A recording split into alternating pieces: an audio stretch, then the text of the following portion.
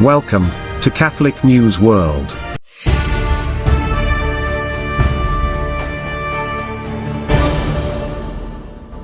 Welcome to Catholic News World.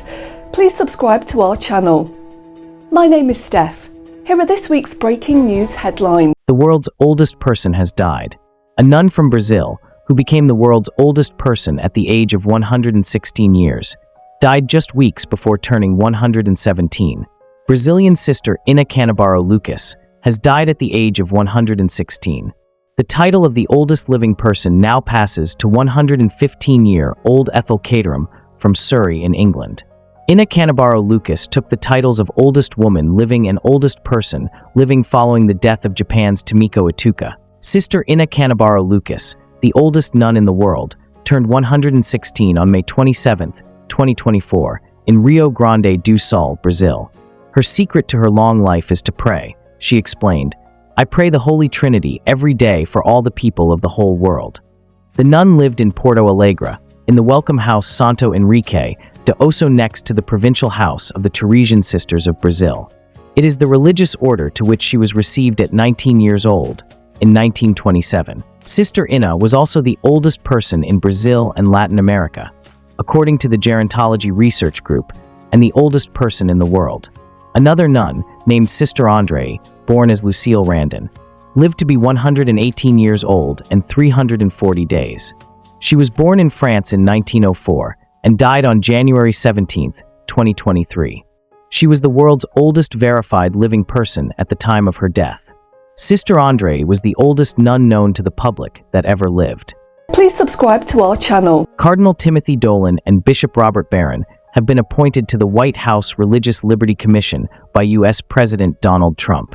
President Donald Trump on May 1 signed an executive order creating the Religious Liberty Commission during an interfaith event marking the National Day of Prayer in the White House Rose Garden.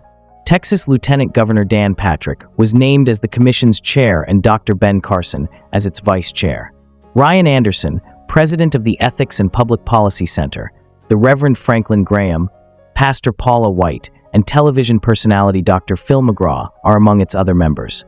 The White House said the commission, which will advise its faith office and the Domestic Policy Council, will provide a comprehensive report on the foundations of religious liberty in America, strategies to increase awareness of and celebrate America's peaceful religious pluralism, current threats to religious liberty, and strategies to preserve and enhance protections for future generations, and that some of its areas of focus include school choice and conscience protections.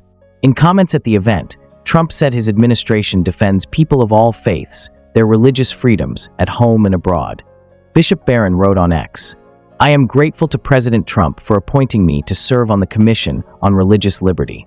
Freedom of religion in our country has been a central concern of the United States Conference of Catholic Bishops for decades, and I see my task as bringing the perspective of Catholic social teaching to bear as the Commission endeavors to shape public policy in this matter. Please subscribe to our channel. Pope Francis' funeral and procession saw over 400,000 people attending. Over 250,000 people were in the Vatican's St. Peter's Square, and on the adjacent areas along the street, there were over 150,000. On Saturday, April 26th in the morning, people gathered to say goodbye to Pope Francis, leader of the world's over 1.4 billion Catholics, at his Requiem Mass and burial procession.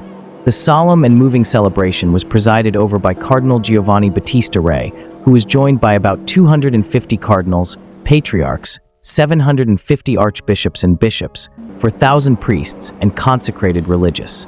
In his homily, the Dean of the College of Cardinals highlighted the 12 years of Petrine ministry marked by his style of closeness to the people and spontaneity of his gestures until the very end, but most importantly, by his deep love for the church that he wanted open to everyone. Thanking all those present and extending his greetings to the numerous religious leaders, heads of state, heads of government, and official delegations from across the world attending the Mass, Cardinal Re noted that the outpouring witnessed in this week of mourning tells a lot on how much the pontificate of Pope Francis touched minds and hearts of many people, not only within the Church. The Good Shepherd was close to his people until the very end.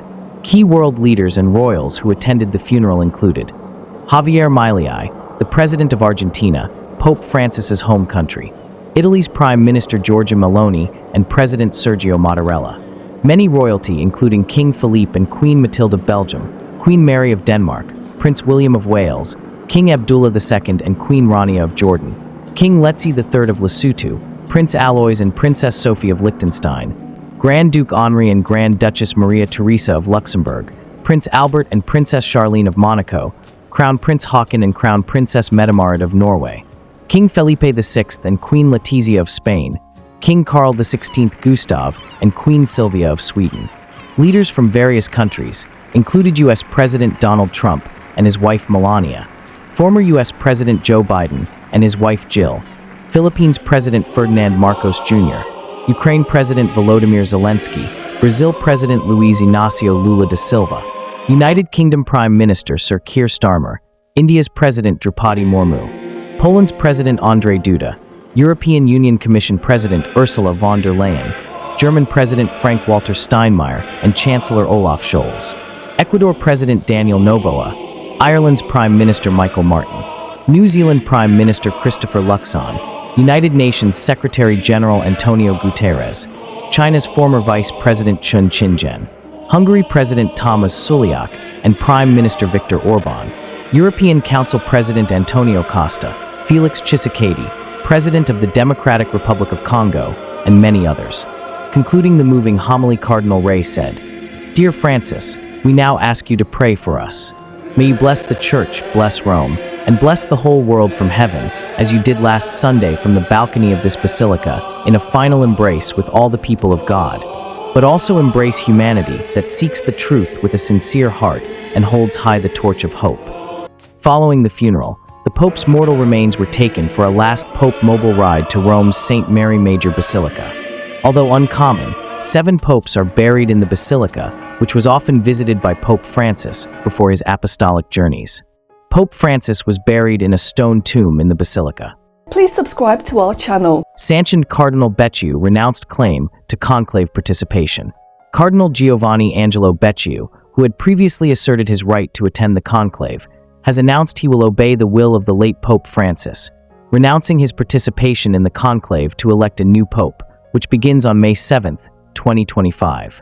In 2023, at a financial Vatican trial which lasted over 2 years, Cardinal Giovanni Angelo Becciu, age 76, was sentenced by the Vatican court to 5 years and 6 months imprisonment, perpetual disqualification from public office, and an €8,000 fine, approximately $8,000.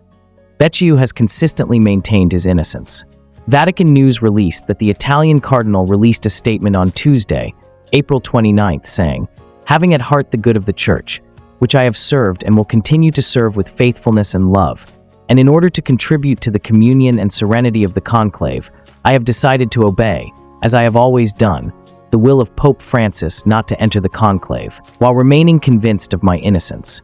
Please subscribe to our channel. The Vatican released statistics on the new conclave cardinals to elect the new pope in 2025. The conclave will be held on May 7, 2025. There are 135 cardinals electors of the College of Cardinals from 71 different countries across the 5 continents. However, only 133 will be present during the conclave.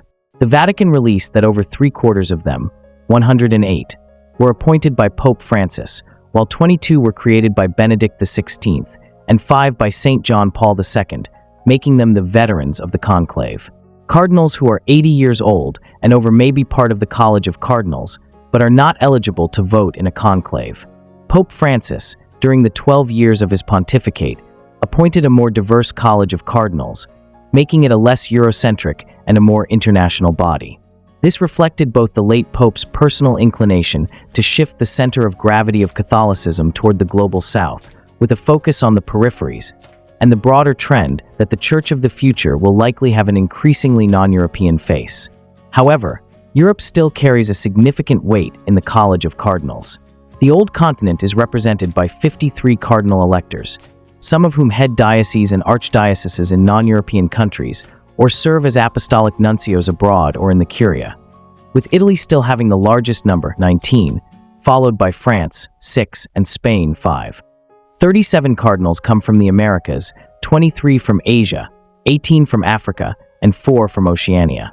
Among the 37 cardinal electors who are from the Americas, 16 are from North America, 4 from Central America, and 17 from South America. Of the 135 cardinals eligible to vote, 2 have confirmed they won't be able to attend the conclave for health reasons, bringing the total down to 133.